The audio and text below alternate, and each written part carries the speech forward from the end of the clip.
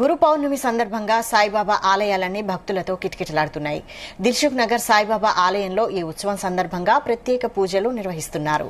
తెల్లవారుజాము నుంచే పెద్ద సంఖ్యలో భక్తులు దర్శనం కోసం ఆలయానికి తరలివచ్చారు. సాయినాథుని దర్శనానికి గంటల తరబడి క్యూ లైన్లో నిలబడిన భక్తులు తమ ఇష్ట దైవం సాయిబాబాను దర్శించుకున్నారు. దాంతో ఆలయ పరిసరాల్లో ఆధ్యాత్మిక వాతావరణం నెలకొంది. అన్నదానం, పవిత్ర రుద్రాభిషేకాలు, గురు పూజా కార్యక్రమాలు కొనసాగుతున్నాయి.